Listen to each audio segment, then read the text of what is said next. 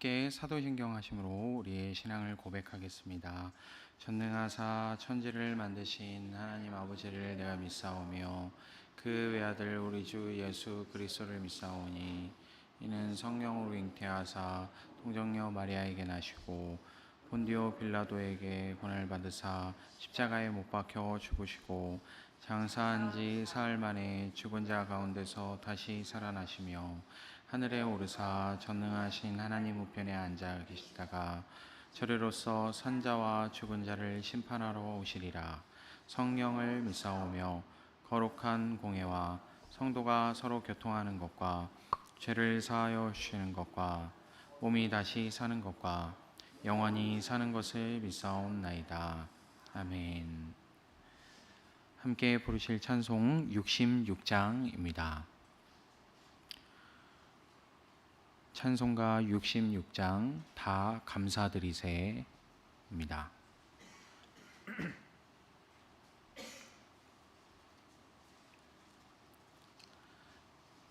찬송 66장 함께 찬양하겠습니다.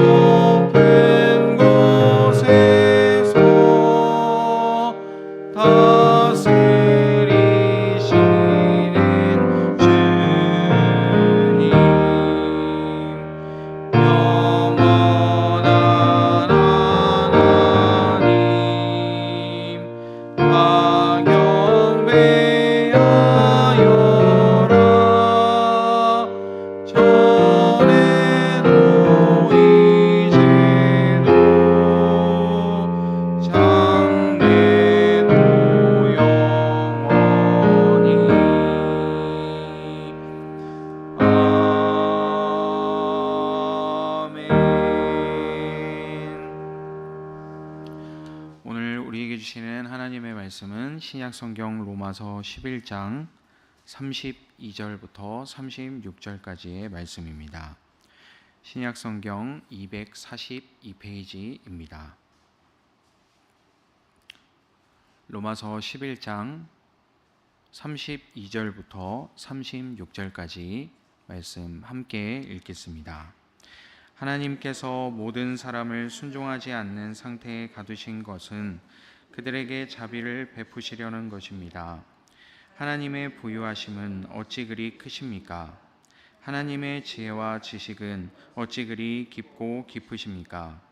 그 어느 누가 하나님의 판단을 헤아려 알 수 있으며 그 어느 누가 하나님의 길을 더듬어 찾아낼 수 있겠습니까? 누가 주님의 마음을 알았으며 누가 주님의 조언자가 되었습니까? 누가 먼저 무엇을 드렸기에 주님의 답례를 바라겠습니까? 만물이 그에게서 나고 그로 말미암아 있고 그를 위하여 있습니다. 그에게 영광이 세세에 있기를 빕니다. 아멘. 할렐루야. 오늘도 새벽을 깨어 주님의 전에 나오신 모든 성도님들을 주님의 이름으로 축복하고 환영합니다. 네, 성령 하나님께서 우리와 함께 하심을 기억하며 하나님의 도우심을 힘입어 살아갈 수 있는 오늘 하루의 삶이 되기를 소망합니다. 우리 모두가 주님 안에서 형제 자매임을 기억하시길 바랍니다. 그 이야기는 이 주님 안에서 우리가 높고 낮음이 없다라는 것을 또한 우리가 기억해야 합니다. 모두 똑같이 하나님의 사랑을 받은 자녀들이라는 것을 우리가 기억하면서 오늘 말씀을 함께 볼 수 있게 되기를 소망합니다. 오늘 말씀을 보면서 저는 개인적으로는 참 재미있는 부분을 좀 발견을 했는데 어떤 것이냐면요. 오늘 말씀 본문만 본 것이 아니라 이제 11장 전체를 이렇게 보다 보니까 11장을 읽어 내려가면서 나의 신앙 여정이 생각이 난다라는 이런 느낌을 좀 받게 되었습니다. 왜 그러냐면 친한 친구들이 몇 명 있는데 그 친구들에 비해서 제가 좀 늦게 믿음을 갖기 시작을 했기 때문에 그렇습니다. 11장 말씀을 보면 이 믿지 않는 이 유대인들을 향한 그 바울의 마음, 그리고 또한 현재 지금 믿음을 갖게 되어서 어찌 보면 이 구원에 있어서는 유대인들보다도 오히려 앞서간다라고 할 수 있는 이 이방인 성도들에 대해서 바울이 이야기하는 이 장면을 보면서 마치 나의 신앙 여정이 내가 좀 늦게 믿게 되었지만 그 늦었기 때문에 오히려 더 뜨겁게 출발할 수 있었던 그 모습이 또 떠오르게 되면서 그로 인해서 이 남들보다 더 뜨겁게 신앙생활을 했던 그 모습으로 인해서 오히려 다른 사람들보다 내가 낫다라는 착각을 했던 그 모습이 떠오르게 되었기 때문입니다.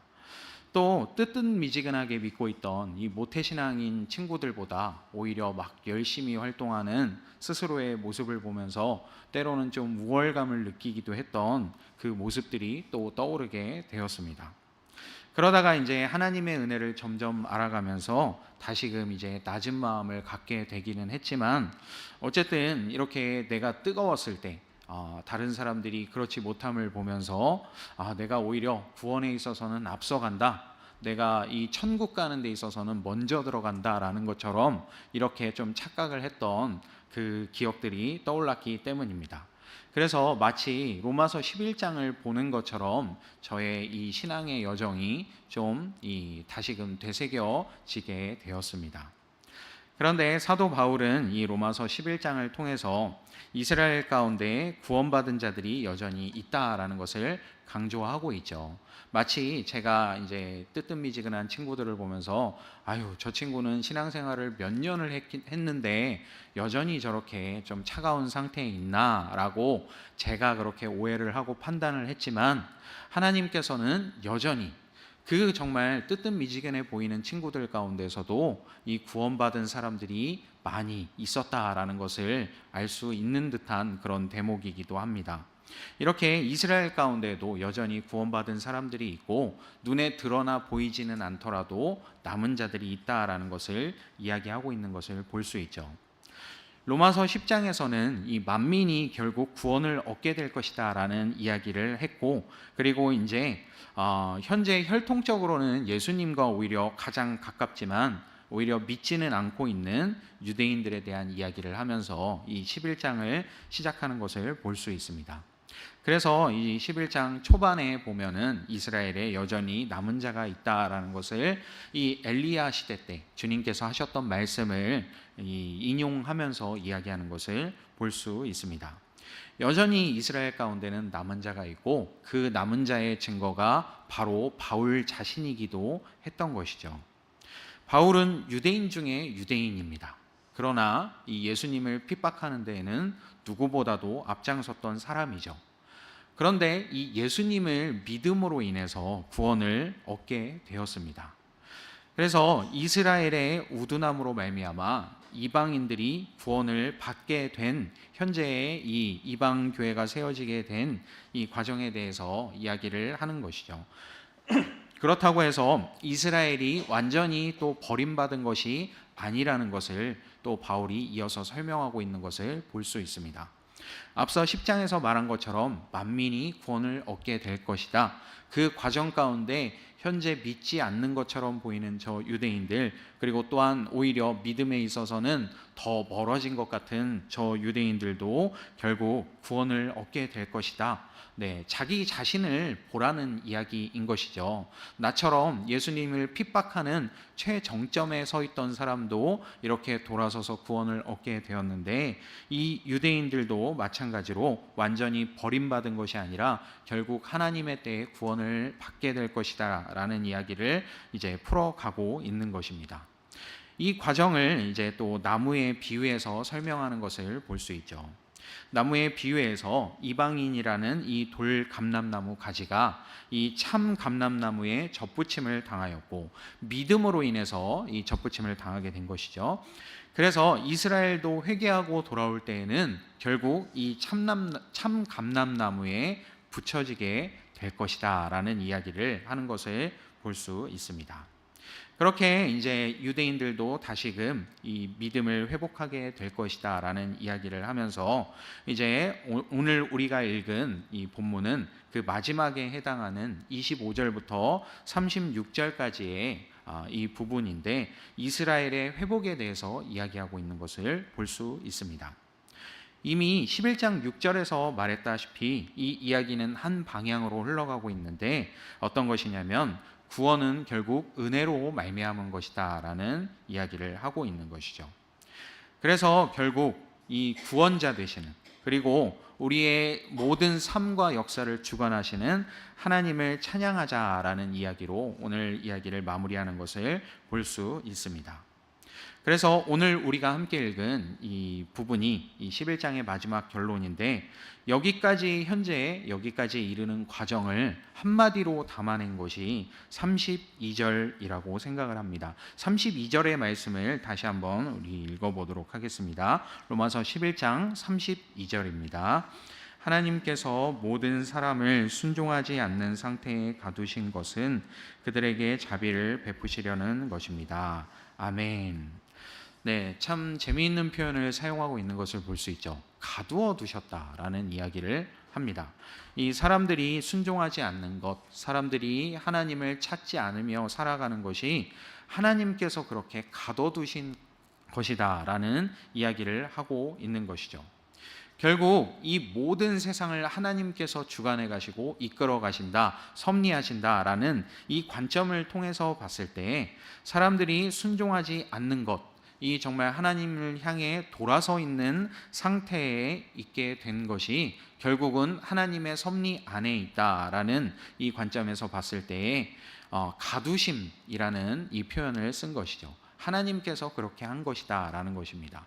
네, 때로는 우리가 그런 생각을 할 때가 참 많이 있죠. 아니, 하나님께서는 이렇게 결국 모든 사람이 구원을 얻길 원하신다면, 그러면 애초에 좀 부드러운 마음을 넣어주시고, 애초에 좀 믿는 마음을 넣어주시고, 애초에 그냥 어렸을 때부터 하나님이 모든 이 삶 속에서 하나님이 느껴지도록 그렇게 계속해서 만들어주시면 되는 거 아니야? 라는 생각을 우리가 그렇게 하지만, 결국 하나님께서 우리가 믿지 못하는 것, 여전히 그 믿음을 가지기가 어려운 것, 여전히 교회에 첫 발을 내디디기가 어려운 그 상태에 있는 것이 하나님께서 그렇게 하신 것이다 라는 이 표현인 것이죠. 그런데 왜 이렇게 하셨냐면, 결국 이것을 통해서, 이 순종하지 않음을 통해서, 하나님을 받아들이지 않음을 통해서 결국에 은혜를 깨닫게 될 것이라는 이야기인 것입니다. 결국은 이 하나님의 권능을 알게 되고, 결국은 하나님을 찬양하는 자리에 나아갈 수밖에 없게 된다라는 것이죠. 네, 이 과정을 이 32절 한마디에 이렇게 담아낸 것입니다. 사람들이 그동안 이렇게 순종하지 않은 것, 유대인들이 저렇게 믿지 않는 것, 그리고 또한 이방인들도 마찬가지로 이 하나님을 모르는 상태에 있다가 이 하나님을 알게 되고 예수님을 믿게 됨으로 구원을 얻게 되는 것, 이 모든 것이 결국은 하나님의 능력 안에, 주권 안에 있는 일이고, 그리고 또한 이것을 통해서 하나님이 얼마나 전능하신 분이신지, 얼마나 위대하신 분이신지를 깨닫게 된다라는 것이죠. 그래서 이어지는 33절부터 36절까지의 말씀을 통해서 하나님이 이런 분이시다, 이렇게 우리가 찬양하자라는 이야기를 하면서 말씀을 맺고 있는 것입니다. 33절부터 36절까지를 보면 이 구약 성경을 인용하고 있는 것을 볼 수 있죠.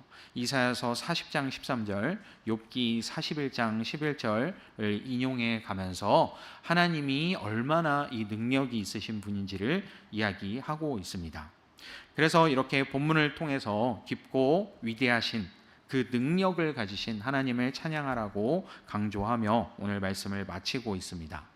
바울이 이처럼 하나님을 찬양하라고 강조하는 이유가 무엇일까요? 네, 본문에서 바울은 하나님의 깊은 지혜와 지식의 풍성함 때문에 하나님을 우리가 마땅히 찬양해야 한다라고 이야기하고 있습니다. 우리가 다 알 수 없고 우리가 다 측량할 수 없는 하나님의 지혜와 지식의 풍성함 때문에 우리가 구원을 얻게 되었고, 그리고 마땅히 하나님을 찬양해야 한다라는 이야기를 하고 있는 것이죠. 뿐만이 아니라 하나님께서는 우리를 구원하셨을 뿐만이 아니라 우리의 역사를 주관하고 다스리시는, 우리를 통치하시는 분이다라는 것을 이어서 이야기하면서 함께 찬양하자라는 이야기로 오늘 이 로마서 11장을 맺고 있는 것을 볼 수 있습니다. 이제 말씀을 맺도록 하겠습니다. 우리 모두가 하나님을 찬양하는 오늘의 삶이 되기를 소망합니다. 하나님께 영광 돌릴 수 있는 우리의 삶이 되기를 소망합니다. 네, 이렇게 때로는 보면 정말 하나님이 계신 것이 맞나, 하나님께서 진짜 우리를 주관하시는 것이 맞나 싶은 의심이 들 만한 그런 사건들도 우리의 삶 가운데 많이 일어나죠. 그리고 때로는 그렇게 간절히 부르짖으며 찾아도 하나님이 잘 느껴지지 않을 때가 있음을 우리가 봅니다. 이렇게 여전히 우리의 삶 가운데 온전히 하나님을 믿지 못하게 되는 그런 상황 가운데 빠질 때도 있지만, 결국은 하나님께서 우리를 찾고 계시며 부르고 계시고, 그리고 또한 그렇게 답답하고 어려운 상황 가운데서도 변함없이 우리와 함께 하시며 우리의 삶을 만져주시고 이끌어 가시는 분이라는 이 사실을 다시금 발견하게 되면서 변함없이 하나님을 찬양하면서 살아갈 수 있는 우리의 삶이 되기를 소망합니다. 그래서 우리를 구원하시고 우리를 당신의 길로 이끌어 가시는 하나님의 섬세한 손길을 경험하며 살아갈 수 있는 오늘의 삶이 되기를 주님의 이름으로 축복합니다. 잠시 기도하겠습니다. 하나님 아버지, 감사합니다. 오늘 말씀을 통해서 다시금 우리가 하나님의 사랑과 은혜에 대해서 생각하게 하시니 감사합니다. 이 귀한 은혜를 우리의 마음 깊이 받아들이며 오늘 하루의 삶을 살아갈 때에도 우리가 은혜로 구원받은 자들임을 기억하게 하여 주시고, 구원받았을 뿐만 아니라 우리의 이 삶의 모든 사건들, 모든 순간들을 하나님께서 주관하시며 만지시고 계시다는 것을, 은혜 가운데 인도하고 계시다는 것을 다시금 발견하며 여전히 하나님을 찬양하며 살아갈 수 있는 우리의 삶이 될 수 있도록 인도하여 주옵소서. 때로는 우리의 믿음을 흔들리게 하는 크고 작은 사건들이 일어나기도 합니다. 정말 하나님께서 살아계시는 것이 맞나, 하나님께서 선한 것이 맞나 라는 의심이 들게도 만드는 그런 일들이 있을 때도 있습니다. 하지만 주님, 이 모든 의심을 뒤로하고 다시금 하나님을 바라보며 하나님께서 여전히 우리 삶을 만지고 계심을 경험할 수 있도록 주님, 우리를 은혜 가운데 인도하여 주옵소서. 오늘도 주님의 은혜 가운데 살아갈 수 있게 되기를 소망합니다. 감사합니다. 우리 주 예수 그리스도의 이름으로 기도합니다. 아멘. 하늘에 계신 우리 아버지여, 이름이 거룩히 여김을 받으시오며 나라에 임하옵시며 뜻이 하늘에서 이룬 것 같이 땅에서도 이루어지이다. 오늘날 우리에게 일용할 양식을 주옵시고 우리가 우리에게 죄 지은 자를 사하여 준 것 같이 우리 죄를 사하여 주옵시고 우리를 시험에 들게 하지 마옵시고 다만 악에서 구하옵소서. 대개 나라와 권세와 영광이 아버지께 영원히 있사옵나이다. 아멘.